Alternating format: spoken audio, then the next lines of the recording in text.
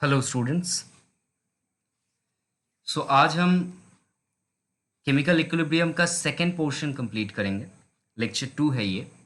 इससे पहले लेक्चर में आपने देख लिया है कि स्टैटिक इक्विलिब्रियम क्या होता है, डायनेमिक इक्विलिब्रियम क्या होता है, then concentration versus time graph, ये जो है इसको हमने डिटेल में स्टडी किया था। इसके अलावा rate of forward reaction, rate of backward reaction and condition for dynamic equilibrium क्या होता है, इसको हमने कवर कर लिया है। अगर वो पोर्शन अभी तक आपने कंप्लीट नहीं किया है तो उस लेक्चर को आप डेफिनेटली पहले कंप्लीट कीजिए, अदरवाइज यहाँ प्रॉब्लम होगा आपको। रेट ऑफ रिएक्शन क्या होता है? Rate means what? ये वर्ड आपने बहुत ज़्यादा देखा है।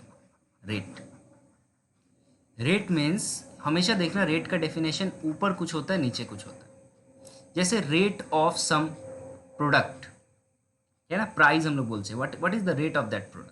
रेट इज अमाउंट होता है divided by amount, like this, isn't it? जैसे कि 10 रुपीज और 5 rupees per KG. Okay, in case of chemistry the rate of a reaction is defined as it is nothing but the ratio of change in concentration of any of the reactant or product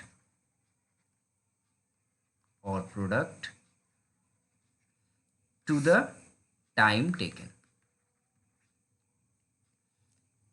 okay, किसी भी एक reactant या product किसी एक reaction में उसका कितना concentration change हो रहा है कितने टाइम के अंदर, इसे कहा जाता है रेट ऑफ रिएक्शन। इस चीज़ को थोड़ा और डिटेल में हम लोग यहाँ समझेंगे।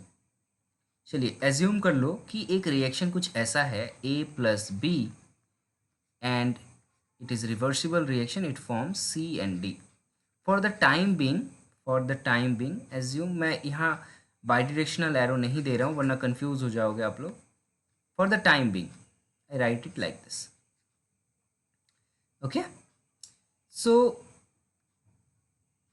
यहाँ जो लिखा गया है obviously this is your reactant. तो यहाँ दो रिएक्टेंट है, first is your A, second is B। Similarly right hand side में जो है ये है प्रोडक्ट, यहाँ दो प्रोडक्ट है C और D बन रहे हैं। रेट को आप कैसे डिफाइन करोगे, ये इंपॉर्टेंट है। तो इसे हम लोग लिख सकते हैं, रेट को लिख सकते हैं, rate is nothing but change को ऑलवेज हम लोग डेल्टा लेटर से डिनोट करेंगे। Delta means change. और कॉन्सेंट्रेशन को ऑलवेज इस चैप्टर में हम लोग थर्ड ब्रैकेट के अंदर शो करेंगे। थर्ड ब्रैकेट में अगर मैं कुछ लिखता हूं इसका मतलब वो हो जाएगा concentration of that particular substance, और डेल्टा का मतलब हो जाएगा चेंज। ये कुछ टर्मिनोलॉजी है जो आपको पता होना चाहिए। तो मैं देखो रेट को लिख सकता हूँ, it is nothing but the change in concentration of A. इसको रीड ऐसे करेंगे, change, delta means change in concentration of A by change in time. और मैंने कहा एनी ऑफ द रिएक्टेंट और प्रोडक्ट, किसी एक रिएक्टेंट को लो या किसी एक प्रोडक्ट को लो तो आंसर आ जाएगा। तो ये मेरा रेट हो गया। सिमिलरली आप रेट को बी के टर्म में भी लिख सकते थे, change in concentration of B by change in time. And product के फॉर्म में भी लिख सकते हो, change in concentration of C by change in time, and similarly change in concentration of D, change in time. ना one more important thing is, यहाँ पर ध्यान से सुनो कि जो मेरा रिएक्टेंट है, जैसे जैसे टाइम एडवांस होगा, टाइम इंक्रीज करेगा, रिएक्टेंट का कॉन्सेंट्रेशन बढ़ेगा या घटेगा, आप खुद सोचो। तो रिएक्टेंट का कॉन्सेंट्रेशन टाइम के साथ साथ डिक्रीज करता है ना, और प्रोडक्ट का कॉन्सेंट्रेशन जैसे जैसे टाइम आगे जाता है इसका कॉन्सेंट्रेशन इंक्रीज करता है। यस और नो? हमने देखो प्रीवियस ये ग्राफ में देखा है कि ये प्रोडक्ट है, प्रोडक्ट धीरे धीरे इंक्रीज कर रहा है, इट इज इंक्रीजिंग, और रिएक्टेंट डिक्रीज कर रहा है। तो यहाँ पर चेंज इन कॉन्सेंट्रेशन ऑफ ए जो होगा वो डिक्रीज करेगा। तो ऑलवेज चेंज का मतलब होता है फाइनल माइनस इनिशियल। तो फाइनल माइनस आप इनिशियल करोगे तो एक नेगेटिव साइन आएगा। तो रेट रिएक्टेंट के लिए ऑलवेज सामने एक नेगेटिव साइन लगाया जाता है, और प्रोडक्ट का कॉन्सेंट्रेशन इंक्रीज करता है इसीलिए इसके सामने पॉजिटिव साइन लगाया जाता है। Is it clear? सो ये रेट का मैग्नीट्यूड देख सबका सेम आएगा, नेगेटिव साइंस जस्ट शो कर रहा है यहाँ पर, negative sign shows that concentration of reactant decrease with time and positive sign here shows that concentration of product increase with time. I hope ये समझ में आपको आया हो। ओके कुछ और एग्जांपल लेते हैं, एक दूसरा एग्जांपल लो। सपोज कीजिए कि ये रिएक्शन कुछ ऐसे लिखा हुआ है, जैसे कि okay X A plus Y B and it form M C plus N D, suppose like this. एक ऐसा रिएक्शन है जहाँ पे ए और बी जो है ये रिएक्टेंट है, सी और डी जो है प्रोडक्ट है, ठीक है। और एक्स वाई क्या है, ये सामने जो लिखा रहता है ये सब नंबर्स है ना, number of moles. So X Y M N ये सारे क्या है, ये नंबर ऑफ मोल्स है। ओके और ए बी सी डी हमारा क्या है, रिएक्टेंट और प्रोडक्ट है। जैसे कि एक एग्जांपल आप लिख सकते हो, जैसे N2 प्लस H2 और ये बना रहा है NH3, ठीक है। तो हम इसे कैसे लिख सकते हैं, इस तरीके से लिख सकते हैं ना। तो ये जो नाम सामने 3 या 2 है ये सारे क्या है, ये नंबर ऑफ मोल्स है, वही मैं एक्स और वाई से रिप्रेजेंट कर रहा हूँ यहाँ पे। तो इसके लिए हमारा रेट ऑफ रिएक्शन कैसे लिखा जाएगा, ठीक है। मैं जनरल पहले लिखता हूँ, फिर आप ये इस एग्जाम्पल का बताइएगा मुझे। सो जनरली इसके लिए मैं आता हूँ, इसके लिए क्या करेंगे हम, रेट को कैसे लिख सकते हैं। सो ऑब्वियसली जब रिएक्टेंट के बारे में बात करूँगा मैं तो नेगेटिव साइन आएगा, और जब मैं प्रोडक्ट के बारे में बात करूँगा तो पॉजिटिव साइन आएगा। So negative change in concentration of A by change in time, obviously ये करेक्ट है, लेकिन इसके साथ ये नंबर ऑफ मोल का क्या होगा ये सोचना बहुत ज़रूरी है। तो रेट ऑफ रिएक्शन जो होता है वो इनिशियल अगर आप निकालते हो तो फिर वो इनिशियल जो नंबर ऑफ मोल है वो रेसिप्रोकल हो जाता है, मीन्स रेशियो में आ जाता है। इसका मतलब है आप जो भी सामने नंबर ऑफ मोल है उसको 1/, में करके मल्टीप्लाई कर दो। Is it okay? सिमिलरली ये बी के लिए हो जाएगा change in concentration of B by change in time, सामने जो भी नंबर ऑफ मोल है उसको डिवाइड में लिख दो। सिमिलरली प्रोडक्ट के केस में करोगे तो प्लस हो जाएगा 1/m delta C by delta T, change in concentration of C by change in time, and similarly 1/n change in concentration of D by change in time. Now if this is clear for you, then please write down the rate expression for this particular reaction. ऐसा exam में question पूछता है, 1 marks का question, ये आप ऐसा मत सोचो कि इतना आसान चीज़ नहीं पूछेगा, पूछता है, बहुत बार पूछा गया। तो इसका रेट एक्सप्रेशन आपसे एग्जाम में हो सके पूछ सकता है, तो आप इसको सिंपली ऐसे लिख सकते हो, it is negative delta N2 change in concentration of N2 by change in time, और -1/3 change in concentration of H2 by change in time, और you can write like +1/2 delta NH3 by delta T। Sorry, या I hope this portion is also complete for you. So यहाँ मैंने इसको लिखा हुआ था, कुछ और क्वेश्चंस आप ले लेना और उसको सॉल्व करने की कोशिश करना। ओके ये ऑलरेडी हमने कवर कर चुके हैं। नेक्स्ट जो बहुत बहुत इंपॉर्टेंट पॉइंट है, ये बहुत ज़्यादा इंपॉर्टेंट, ठीक है। एक्चुअली में ये चैप्टर का जो फंडामेंटल्स शुरू हो रहा है अभी न्यूमेरिकल बेसिस से, वो न्यूमेरिकल का जो फंडामेंटल बेस है वो है law of mass action. Law of mass action क्या कहता है, इसके लिए आप एज्यूम कर लो एक रिएक्शन, एक आसान सा रिएक्शन ले रहे हैं without any mole. So A + B is equal to C + D, suppose ऐसा बन रहा है। तो A और B मेरा रिएक्टेंट हो गया और C और D मेरा प्रोडक्ट हो गया, और ये मैं सिर्फ रेट ऑफ फॉरवर्ड रिएक्शन यहाँ पे काउंट कर रहा हूँ। तो लॉ ऑफ मास एक्शन ये कहता है कि जो रेट होता है किसी भी केमिकल रिएक्शन का, जो रेट होता है ये डायरेक्टली प्रोपोर्शनल होता है active mass of the reactant. Active mass का मतलब होता है कॉन्सेंट्रेशन, याद रहेगा आपको। एक्टिव मास का मतलब होता है कॉन्सेंट्रेशन। यूनिट के क्या लिख सकते हैं हम लोग, मोल पर लीटर। मोलारिटी का यूनिट क्या होता था, मोल पर लीटर। तो कॉन्सेंट्रेशन का यूनिट हम लोग यहाँ यूज करेंगे मोल पर लीटर। सो ये क्या कहता है, the rate of chemical reaction is directly proportional to the active masses of reactant. It is very important, not product. Reaction हम जब फॉरवर्ड के केस में देख रहे हैं तो मेरा रिएक्टेंट के कॉन्सेंट्रेशन के ऊपर रेट ऑफ रिएक्शन डिपेंड करेगा। So R is directly proportional to concentration of A, similarly R is directly proportional to concentration of B। तो ओवरऑल अगर लिखोगे तो आप लिख सकते हो R is directly proportional to concentration of A into concentration of B। यही है मेरा लॉ ऑफ मास एक्शन बस। अब जैसे ही आप प्रोपोर्शनल का साइन हटा के एक इक्वल टू लाओगे तो यहाँ पे एक कांस्टेंट आ जाएगा, that constant is suppose K। Okay, this K is called rate constant, this K is called rate constant.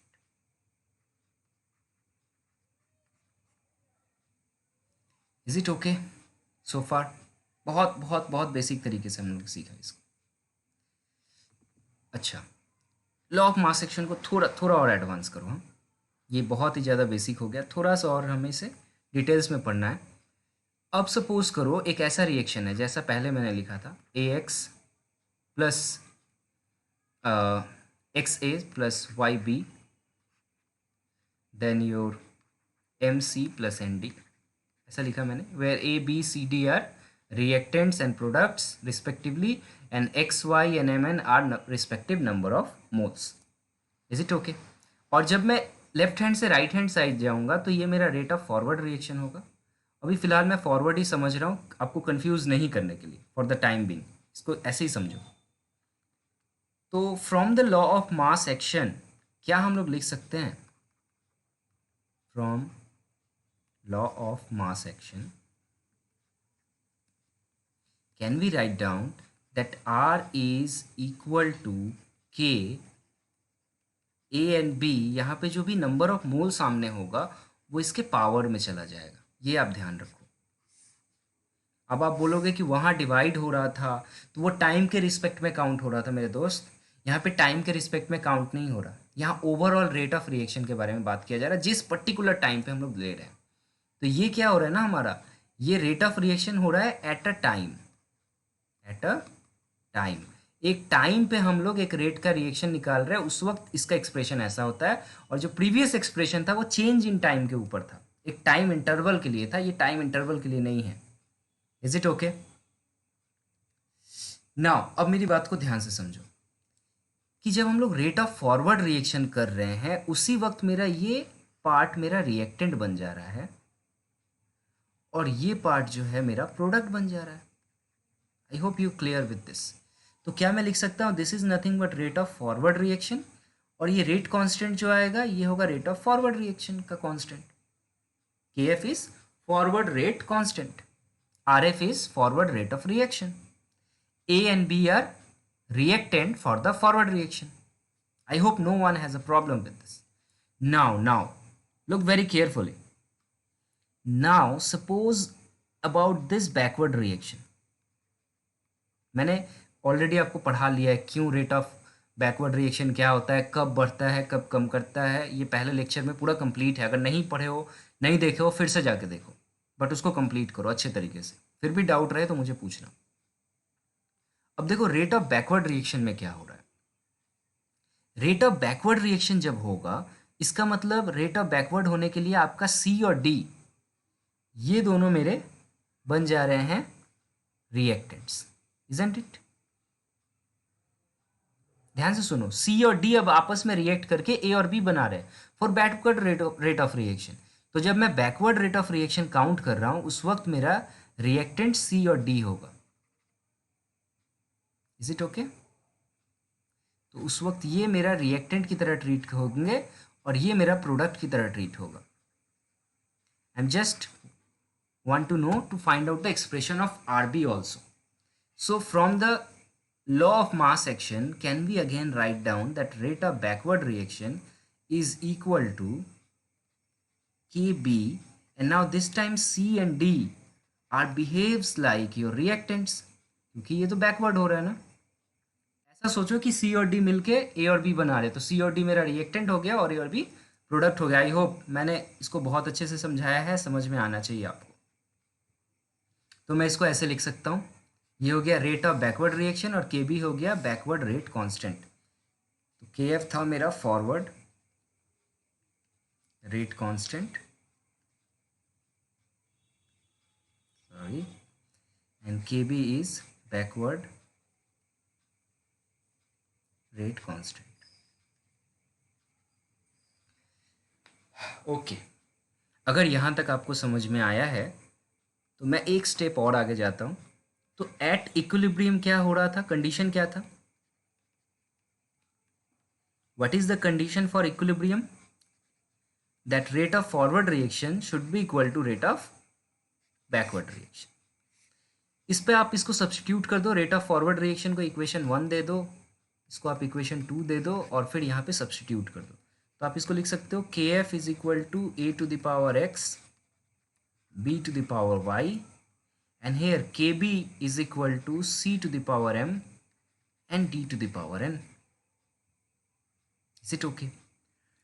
Now can we write down that Kf by Kb, forward rate constant by backward rate constant, इसका value क्या आ जाएगा? c to the power m d to the power n by a to the power x and b to the power y. Is it okay? इस Kf by Kb को, ये constant है, देखो ऊपर एक कांस्टेंट नीचे एक कांस्टेंट, तो दो कांस्टेंट का रेशियो एक नया कांस्टेंट होता है, ऑब्वियस सा बात है। तो Kf बाई Kb को हम लोग कहते हैं Kc। Kc को कहा जाता है concentration rate constant. Okay, concentration rate constant,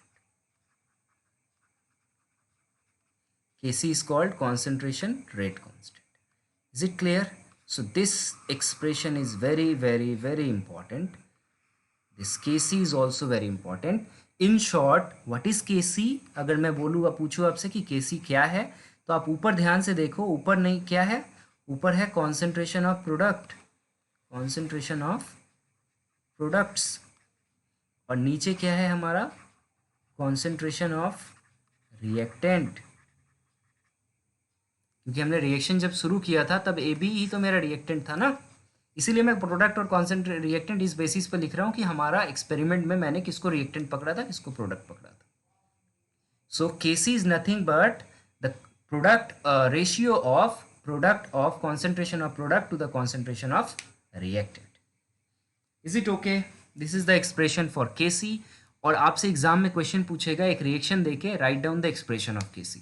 बहुत आसान आसान क्वेश्चन पूछे जाते हैं। तो इक्विलिब्रियम कांस्टेंट, ये जो Kc लिखा था हमने, इसको इक्विलिब्रियम कांस्टेंट भी कहा जाता है। This Kc is called equilibrium constant और रेट कांस्टेंट इन जनरल, और more specified it is called concentration rate constant. Okay, so इसका एक्सप्रेशन ऑलरेडी हमने लिख दिया। चलो एक एग्जाम्पल लेते हैं, एक एग्जाम्पल लेते हैं और इस पे आप लोग Kc का एक्सप्रेशन लिखना। जैसे कि H2 plus I2 is equal to 2HI। Okay, और आपको इसके लिए Kc का एक्सप्रेशन लिखना है। तो जब भी आप देखोगे लेफ्ट हैंड साइड में जो है इसको आप रिएक्टेंट पकड़ना, राइट हैंड साइड में जो है उसको प्रोडक्ट पकड़ना। आप लोग ये 7-8 से पढ़ते आ रहे हो। तो ये क्या होगा, nothing but the concentration of product bye concentration of reactants.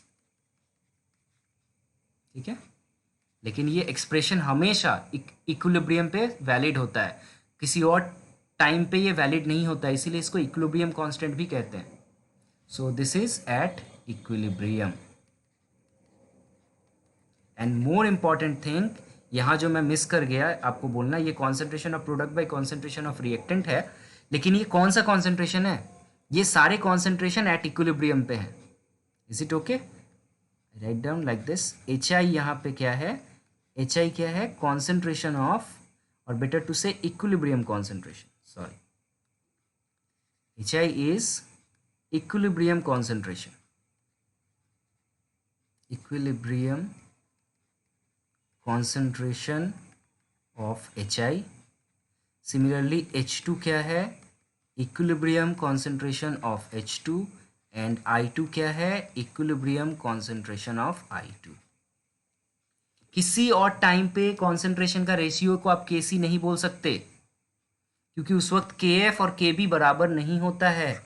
ये बराबर कब होता है? जब इक्विलिब्रियम पे होता है, और इक्विलिब्रियम पे ही हमारा के सी का एक्सप्रेशन आएगा, किसी और टाइम पे नहीं आ सकता। Is it okay? यस और no? Yes, okay, thank you. So this is the expression of Kc for any particular reaction. It is very easy. At equilibrium, just calculate the values. So suppose, yeah, take an example first and then I'll come back here.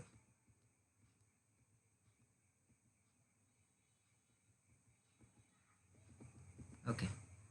So look at this question. ये काफ़ी आसान सा एक सवाल है।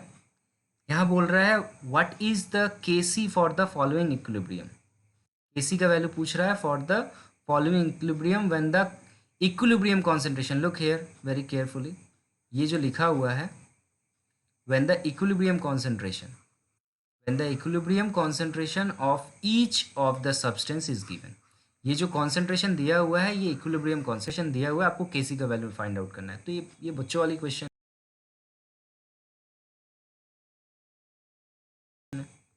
है ना। तो देखो यहाँ पे आप जस्ट एक्सप्रेशन लिखो केसी का, जैसे मैंने बताया आपको, और उसके बाद इक्विलिब्रियम वैल्यू दिया हुआ है सबका, बिठा दो and calculate the answer. So this is how we calculate Kc. So this problem is from NCERT, second question. Okay, look at this question, this fourth question. We have to express the value of Kc for all the for this such reactions. लेकिन यहाँ पर लिखने के वक्त एक चीज़ आपको ध्यान देना है बहुत ज़्यादा, और वो ध्यान देने वाली बात है यहाँ पर। ये देखो, यहाँ पर जहाँ गैस लिखा हुआ है नो प्रॉब्लम, जहाँ गैस लिखा हुआ है वहाँ नो प्रॉब्लम, लेकिन जहाँ पर भी सॉलिड है या फिर लिक्विड है, ये आपका प्रॉब्लम क्रिएट करेगा। तो ये याद रखना कि concentration of a pure solid, अगर कोई प्योर सॉलिड है या फिर प्योर लिक्विड होता है, इसका चेंज इन कॉन्सेंट्रेशन जीरो होता है। द रीज़न इज, सॉरी, इसका चेंज इन कॉन्सेंट्रेशन हम लोग पुट नहीं करते हैं, क्योंकि इसका कॉन्सेंट्रेशन हमेशा कांस्टेंट रहता है, वो टाइम के साथ चेंज नहीं होता है। तो जब भी आप केसी का एक्सप्रेशन लिखो, उसमें प्योर सॉलिड या प्योर लिक्विड को अवॉइड कर दो। ओके, फॉर एग्जाम्पल मैं सेकेंड वाला का एक्सप्रेशन अगर लिखूँ, आपको समझ में नहीं आया तो मैं लिख के बताता हूँ। सपोज करो आप इसके लिए केसी लिख रहे हो, तो आप क्या लिखोगे? प्रोडक्ट में लिखोगे ऑक्सीजन है, नाइट्रोजन डाइऑक्साइड है, उसके पावर में 4 है, और रिएक्टेंट में, और सॉरी, और भी प्रोडक्ट में आप लिखोगे सी यू सॉलिड है। तो इसको आप मत लिखो, और यहाँ भी प्योर सॉलिड है, इसको आप मत लिखो। द रीज़न इज़ क्योंकि ये प्योर सॉलिड है या प्योर लिक्विड है, इसका कॉन्सेंट्रेशन कांस्टेंट होता है, और इसको हम लोग केसी के एक्सप्रेशन में नहीं लिख सकते इक्विलिब्रियम पे। और ऐसा हम क्यों करते हैं ये आपको अभी समझ में आ जाएगा, एक नेक्स्ट क्वेश्चन में हम लोग ले रहे हैं। तो बस केसी का एक्सप्रेशन यही होगा, that is your answer. So next problem जो है वो इसी बेसिस पे है। ये रहा ये क्वेश्चन कि explain why pure liquid and solid can be ignored while writing the equilibrium constant expression. Okay, ये क्वेश्चन भी पूछा गया है। Just a minute, read the sentence very well.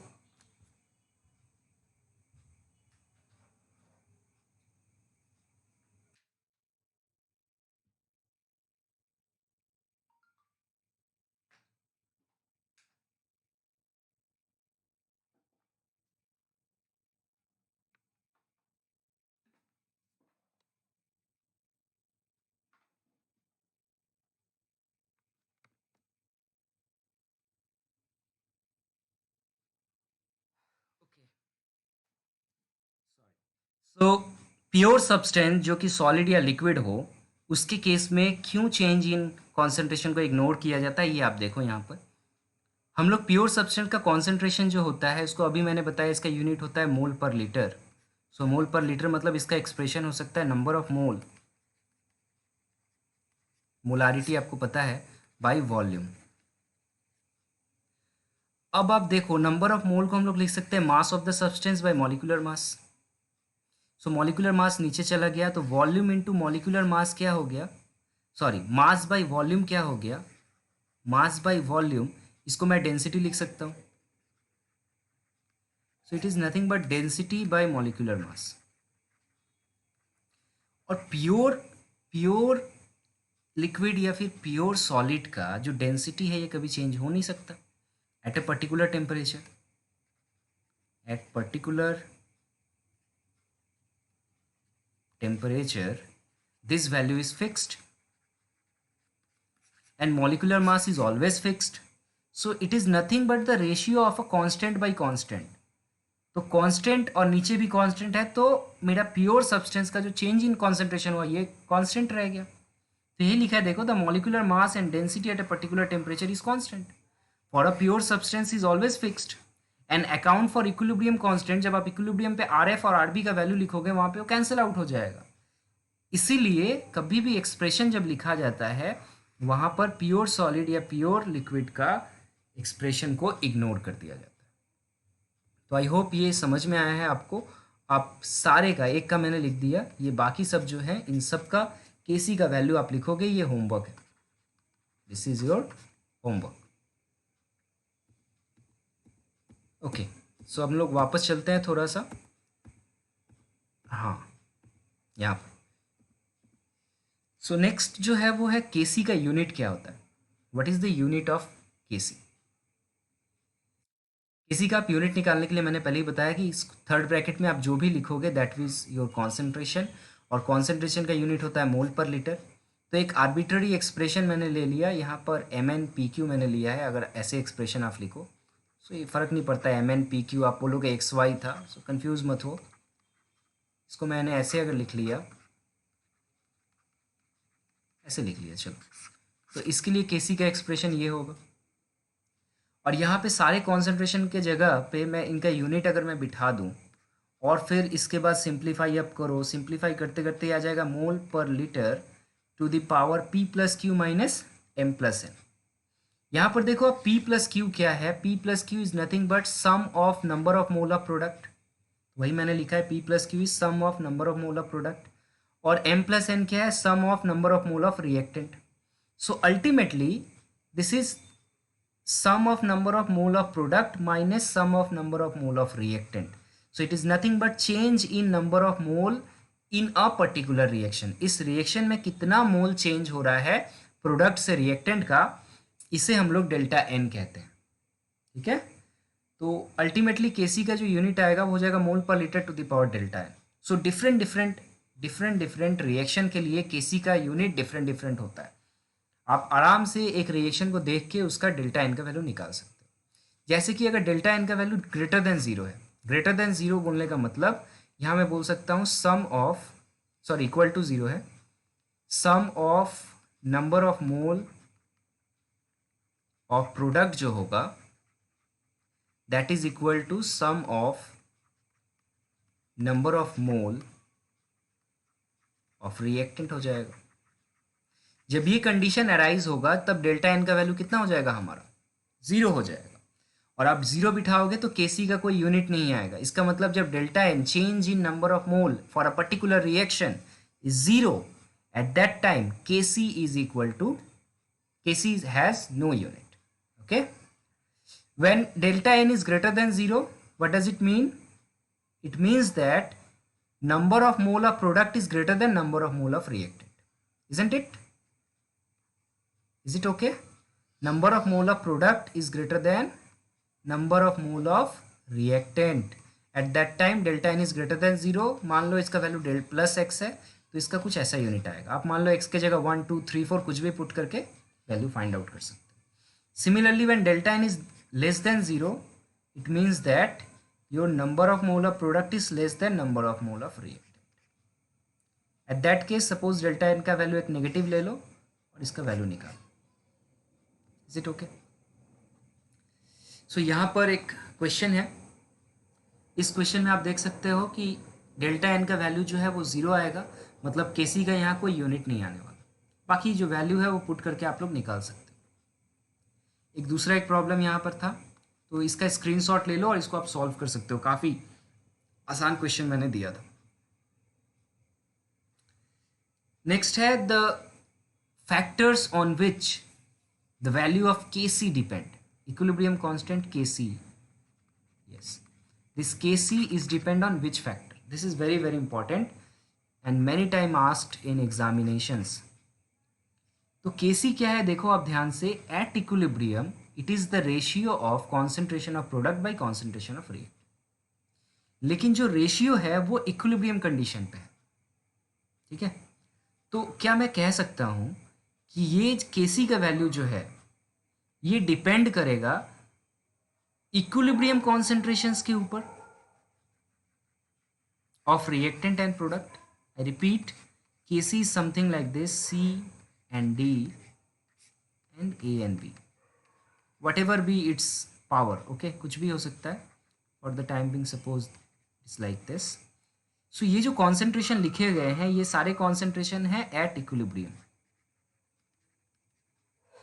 तो इक्विलिब्रियम पे C, D और A, B का concentration क्या है, इसी के ऊपर तो Kc डिपेंड करेगा। तो वही लिखा गया है ये पॉइंट, थर्ड पॉइंट, कि does it depend on the equilibrium concentration of reactant and product, no problem, but remember it is not depend on the concentration at any time।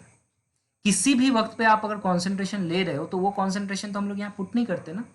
Suppose equilibrium से पहले या फिर इक्विलिब्रियम खराब होने के बाद, equilibrium destroy होने के बाद, उस वक्त जो concentration होगा उस पर डिपेंड नहीं करेगा Kc का वैल्यू। वो सेकेंड पॉइंट है, it does not depend on the initial concentration और the final concentration of the product, and it also not depend on the reaction mechanism. The reaction take place by which mechanism, it is not important. How equilibrium reach is not important for the value of Kc। कैसे equilibrium आया किसी को फर्क नहीं पड़ता, equilibrium पे क्या value है बस इस पे डिपेंड करता है। बस इतना सा आप ध्यान रखो। एंड Kc का वैल्यू टेम्परेचर पे डिपेंड करता है। इसको हम लोग थोड़ा बाद में देखेंगे, जब हम लोग Le Chatelier's प्रिंसिपल पढ़ेंगे उस वक्त मैं आपको बताऊंगा कि how temperature can affect the value of Kc and also the equilibrium. Equilibrium temperature की वजह से शिफ्ट हो जाता है। इसको हम लोग Le Chatelier's प्रिंसिपल में डिटेल्स में पढ़ेंगे। Is it okay? Okay, next is magnitude of K। K का वैल्यू क्या होना चाहिए, ओके, फॉर योर एक्सप्रेशन। इसके लिए मैंने क्लास में एक एग्जांपल लिया था, मैं फिर से वैसे ही एक एग्जांपल लेता हूँ। सपोज करो आप एक इंडस्ट्री में हो और वहाँ पे ये रिएक्शन हो रहा है H2+I2 एंड प्रोड्यूस इस HI एसिड। आप इस फैक्ट्री में हो जहाँ पर सपोज दो चैम्बर्स हैं,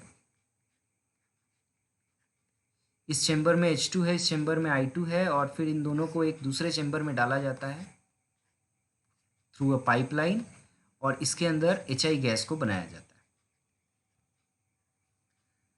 अब आपका जो बॉस है वो चाहता है कि HI का कॉन्सेंट्रेशन आप बढ़ाओ, समहाउ मेरा प्रोडक्ट ज़्यादा हो, लेकिन आप जानते हो कि ये रिवर्सिबल रिएक्शन है, ये फॉरवर्ड में भी जाता है, ये बैकवर्ड में भी जाता है, और कुछ टाइम बाद after time suppose T equilibrium it reach the equilibrium. जब इक्विलिब्रियम रिच कर जाएगा तो आपका जितना प्रोडक्ट बना हुआ है ये इतना ही बना रह जाएगा और इससे ज़्यादा बनेगा नहीं। तो एज अ साइंटिस्ट और एज अ इंजीनियर आप क्या चाहोगे कि Kc का वैल्यू ग्रेटर देन 1 हो, ग्रेटर देन 1 हो, लेस देन 1 हो, क्या होना चाहिए? ध्यान से सोचो। Kc का एक्सप्रेशन अगर आप इक्विलिब्रियम पे लिखोगे तो आपको समझ में आ जाएगा। ये है इक्विलिब्रियम पे वैल्यू ऑफ Kc। अब अगर आप चाहते हो कि आपका प्रोडक्ट ज़्यादा हो और रिएक्टेंट कम रहे, ऑब्वियसली सबको यही चाहेगा कि मेरा सारा रिएक्टेंट कंज्यूम हो जाए और सब कुछ प्रोडक्ट बन जाए। यही तो चाहेंगे ना हम लोग इंडस्ट्री में। सो ऑलवेज हम लोग एक्सपेक्ट करेंगे that our K C value should be greater than 1. What does it mean? It means that at equilibrium, जब इक्विलिब्रियम रिच हुआ है उस वक्त प्रोडक्ट बहुत ज़्यादा है, रिएक्टेंट बहुत कम है, and this is the ideal condition. So for reactions, Kc will be greater than 1. This is the ideal condition. And what does it reveals?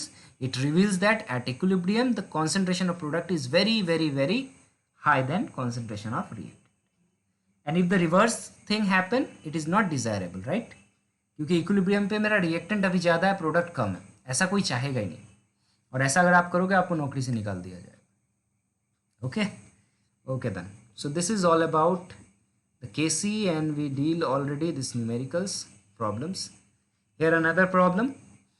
For the following equilibrium Kc का value दिया हुआ है इस reaction के लिए. Okay, for the following equilibrium Kc at this temperature is given. So expression of Kc here obviously O2 NO2 by NO NO3. Both the forward and reverse reactions in the equilibrium are elementary bimolecular reactions. What is Kc for the reverse reaction? Now इस reverse reaction के लिए Kc का value क्या होगा? बहुत साधारण सा question है. रिवर्स रिएक्शन के लिए Kc का वैल्यू क्या होगा, इसको हम लोग पहले यहाँ कर लेते हैं, फिर मैं नेक्स्ट लेक्चर में आपको बताऊंगा कि रिएक्शन के साथ आप कुछ भी मैनिपुलेट करो तो उसका Kc आप बहुत आसानी से निकाल सकते हो.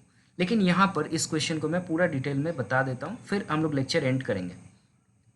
तो इस रिएक्शन को मैं लिख रहा हूँ NO plus O3 and it forms NO2. ये बाई डायरेक्शनल ऐसे दिया हुआ है NO2 प्लस O2, और इसके लिए Kc का वैल्यू दिया हुआ है. अब हमसे पूछ रहा है इसका रिवर्स रिएक्शन के लिए. तो रिवर्स रिएक्शन आप लिख दो, उल्टा कर दो, जो प्रोडक्ट में है उसको रिएक्टेंट साइड में लिखो और जो रिएक्टेंट में है उसको प्रोडक्ट साइड में कर दो.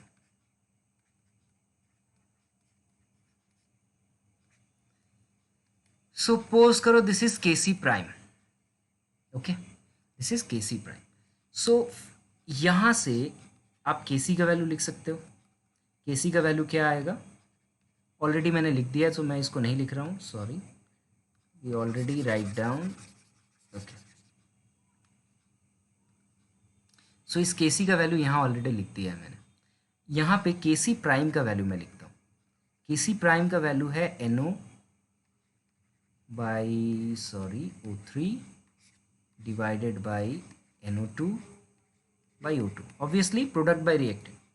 तो अगर आप ध्यान से देख रहे हो तो क्या मैं लिख सकता हूँ? It is nothing but 1 by Kc. Check out, Kc का एक्सप्रेशन है, देखो नीचे डिनोमिनेटर को न्यूमिनेटर, न्यूमिनेटर को डिनोमिनेटर में डाल दो तो आपका एक्सप्रेशन आ जाएगा. तो Kc प्राइम निकालने को हम लोग को बोल रहा है. सो Kc prime is nothing but 1 by Kc. Kc का वैल्यू गिवन है क्वेश्चन में 6.3 into 10⁻14. That is your answer. इसको आप सॉल्व कर लो थोड़ा सा. 1 बाई 6.3 का वैल्यू क्या होता है? इंटू 10⁻−14 हो जाएगा. Will it be okay? Okay, so in the next lecture we will cover how the Kc value changes with the change in the reaction, that is multiplication by a constant number, division by a constant number, reversal and all these things. And then we will cover the equilibrium pressure constant Kp and then the relation between them. Thank you then. तब तक आप लोग इसका numerical जो है NCERT का उसको ज़रूर कवर करो, क्योंकि एनसीईआरटी या जो भी रेफरेंस बुक हो आपके पास, क्योंकि ये काफ़ी ज़्यादा इंपॉर्टेंट होने वाला है. इस चैप्टर के न्यूमेरिकल थ्योरी से ज़्यादा पूछे जाते हैं.